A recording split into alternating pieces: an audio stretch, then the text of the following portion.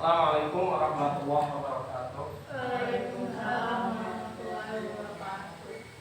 Baik, sebelum dimulai pembelajaran, alangkah baiknya kita berdoa dulu. Berdoa dimulai. Doa selesai. Baik, sebelumnya saya akan absen dulu. Eva, Bulan, Uput, Fitri, Zahra. Ya, alhamdulillah semuanya masuk. Baik, di sini saya akan menyampaikan materi tentang fikih. Pembahasan pada pagi ini kita akan membahas tentang ibadah haji.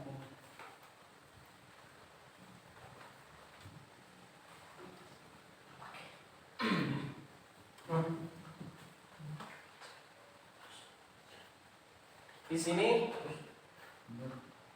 pengertian haji menurut bahasa kata haji berarti menuju.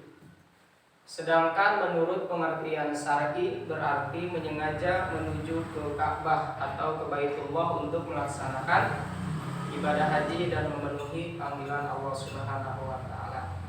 Adapun haji merupakan rukun Islam yang kelima yang diwajibkan kepada setiap muslim yang mampu untuk mengerjakannya. Jumhur ulama pun sepakat bahwa mula-mulanya disyariatkan ibadah haji tersebut pada tahun ke-6 Hijriah, tetapi ada juga yang mengatakan tahun ke-9 Hijriah. Adapun dalil Quran dan hadis. Di sini dalam Quran surat Al-Imran ayat 97 menjelaskan tentang ibadah haji. A'udzu billahi minasyaitonir rajim. Bismillahirrahmanirrahim. Walillahi 'alan nasi hijjul bait man istata'a ilaihi sabila. Wa man kafara fa innallaha ghaniyyun 'anil 'alamin. Yang artinya mengerjakan haji adalah suatu kewajiban manusia terhadap Allah, yaitu bagi orang yang sanggup mengadakan perjalanan ke Baitullah. Dan barang siapa yang mengingkari kewajiban haji, maka sesungguhnya Allah Maha Kaya, tidak memerlukan sesuatu dari alam semesta ini. Jadi pengertian dalil Quran tersebut, siapa saja umat Islam yang mampu tidak mau melaksanakan perintahnya untuk melaksanakan ibadah haji, dan Allah tidak akan merasa rugi dengan apa yang tidak dilaksanakannya kepada Allah. Sebab Allah Maha Kaya, tidak memerlukan sesuatu apapun yang ada di alam semesta ini. Kemudian adapun hadis mengenai ibadah haji, di sini dijelaskan yang artinya barang siapa memiliki bekal atau kendaraan yang mengantarkannya ke Baitullah namun tidak berhaji, maka silahkan dia mati sebagai orang Yahudi atau Nasrani. Hal ini karena Allah berfirman mengerjakan haji adalah kewajiban manusia terhadap Allah, yaitu bagi orang yang sanggup mengadakan perjalanan ke Baitullah. Hadis ini menjelaskan bahwa siapapun umat Islam yang mampu, jika mereka tidak mau melaksanakan perintah Allah, maka kata Allah, kalau meninggal pilihlah dari salah satu ini, mati menjadi Yahudi atau mati menjadi Nasrani. Baik, selanjutnya adapun syarat-syarat haji. Siapa yang tahu syarat haji ada berapa? Syarat wajib haji ada 5. Yang pertama Islam, yang kedua balik, yang ketiga berakal, yang keempat ada mahramnya, yang kelima mampu. Yang pertama Islam, tentu saja ini dianjurkan hanya untuk orang Islam. Dan yang kedua baligh, ini diperintahkan untuk yang sudah memasuki usia dewasa. Yang ketiga berakal, tentu saja kita sebagai manusia yang berakal mampu, ini diwajibkan untuk melaksanakan ibadah haji. Lalu yang keempat ada mahramnya. Nah, bagi kalian yang perempuan, nanti ketika kalian mempunyai rezeki lebih, bisa melaksanakan ibadah haji ketika kalian punya suami. Apabila suami kalian telah meninggal, maka ketika kalian melaksanakan ibadah haji ini harus ada mahramnya. Nah, jadi kalau suami kalian meninggal, hak dari suami ini harus ada penggantinya, harus ada pendampingnya kalian. Dari anak, dari keluarga, ataupun adik-adik kalian. Yang kelima mampu. Jelas tadi sudah dijelaskan bagi yang mampu, dan bagi yang tidak mampu tidak diwajibkan untuk melaksanakan ibadah haji. Lalu yang kedua syarat sah haji. Yang pertama Islam, baligh, berakal, merdeka. Nah, di sini tadi sudah jelas Islam, baligh, berakal, dan merdeka. Merdeka di sini artinya bukan budak. Jadi merdeka di sini mampu dalam segala hal. Selanjutnya ada rukun haji. Yang pertama ihram, yang kedua wukuf, yang ketiga tawaf, yang keempat sa'i, yang kelima tahallul, dan yang keenam tartib. Siapa yang tahu apa itu ihram? Nah, ihram di sini bagi laki-laki menggunakan dua helai kain putih tidak berjahit dan tidak menggunakan pakaian apapun. Di dalamnya tidak menggunakan pakaian dalam, tidak menggunakan apa-apa, cukup dengan kain ihram yang dua lapis itu. Yang untuk perempuan menggunakan pakaian putih, dilarang menutup muka dan telapak tangan. Yang ketiga tawaf. Tawaf ini dilakukan ketika kita, khususnya jemaah haji yang sudah sampai ke Baitullah, untuk melakukan tawaf atau mengelilingi Ka'bah sebanyak 7 kali. Lalu yang keempat sa'i. Sa'i ini dilakukan ketika kita berada di Bukit Sofa dan Marwah. Dan sa'i ini dilakukan sebanyak 7 kali.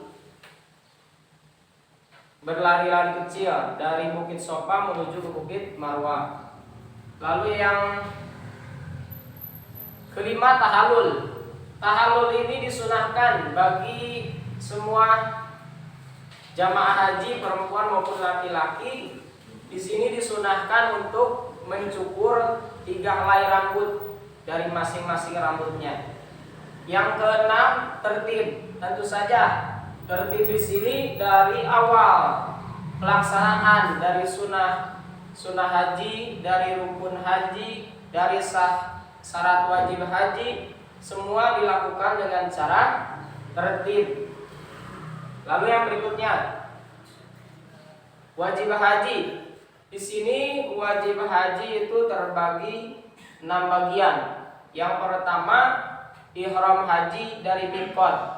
Ketika kita sudah melakukan ihram, kita diwajibkan untuk mengambil miqat atau mengambil niat untuk melaksanakan perjalanan ibadah haji kita.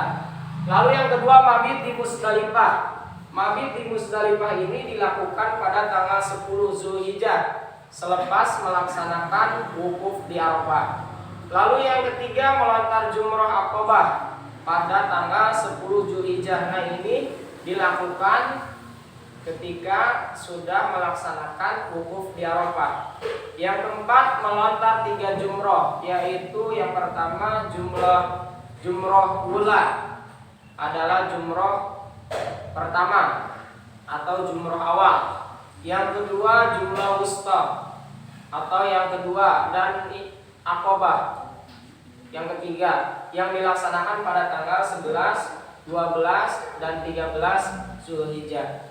Yang keempat, mabit di Mina. Mabit di Mina ini dilakukan pada tanggal 8 Zulhijjah atau pada malam Arafah. Jadi sebelum jamaah haji wukuf di Arafah, kita dianjurkan untuk bermalam pada tanggal 8 Zulhijjah di Mina. Yang kelima, tawaf wada. Tawaf wada ini tawaf yang dilakukan oleh seluruh jamaah haji yang sudah melaksanakan rangkaian-rangkaian ibadah haji dari awal sampai akhir. Nah, ini nanti dilakukan tawaf wada atau tawaf untuk meninggalkan kota Mekah. Lalu yang keenam, menghindari perbuatan yang dilarang dalam keadaan berihram.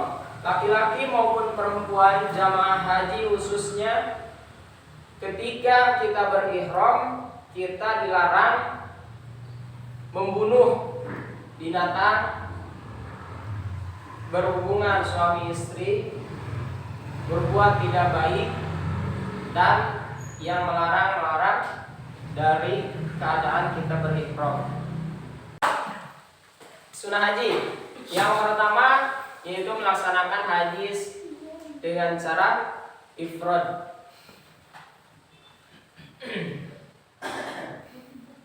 Hal yang pertama kali dilakukan yaitu melaksanakan ibadah haji terlebih dahulu, baru melaksanakan ibadah umroh. Lalu yang kedua, membaca talbiyah. Talbiyah ini dibaca ketika kita sudah berada di kota Mekah atau ketika berhadapan di dekat Ka'bah. Kita membaca talbiyah sebanyak 7 kali, sebanyak 7 putaran. Yang ketiga, berdoa sesudah membaca talbiyah. Di situ dianjurkan apa saja yang kalian bisa untuk berdoa. Lalu yang keempat, membaca zikir sewaktu melakukan tawaf. Yang kelima, sholat 2 rakaat sesudah tawaf. Yang keenam, masuk ke Ka'bah atau ke Baitullah. Lalu macam-macam haji. Macam haji di sini terbagi menjadi 3 bagian. Yang pertama, haji ifrad adalah hal yang pertama dilakukan oleh jemaah haji ketika tiba di tanah suci itu, melaksanakan ibadah haji terlebih dahulu, baru kemudian melaksanakan umroh. Lalu yang kedua, haji tamatu. Haji tamatu ini melaksanakan haji dengan mendahulukan umroh. Jadi melaksanakan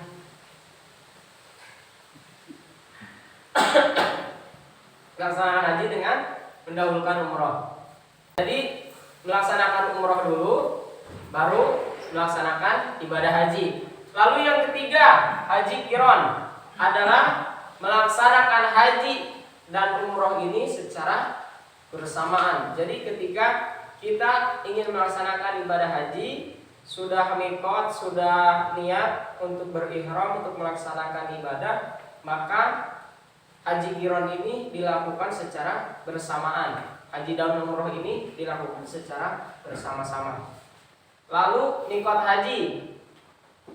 Mikot haji dibagi menjadi 2. Yang pertama, mikot zamani, yaitu penentuan ibadah haji menurut batas waktu yang telah ditentukan.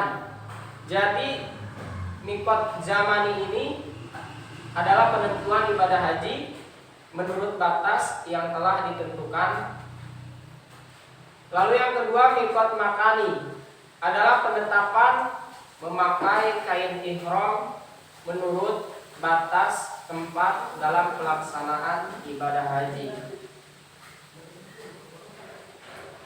Nah, baik, mungkin cukup materi pada pagi hari ini mengenai ibadah haji. Bagi yang ingin bertanya, silakan.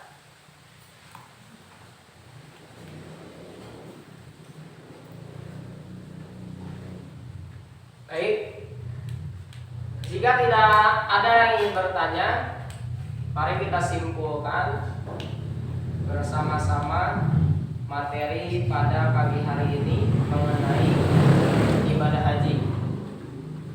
Jadi kesimpulannya, ibadah haji ini merupakan rukun Islam yang kelima yang diwajibkan kepada setiap umat Islam yang mampu melaksanakannya.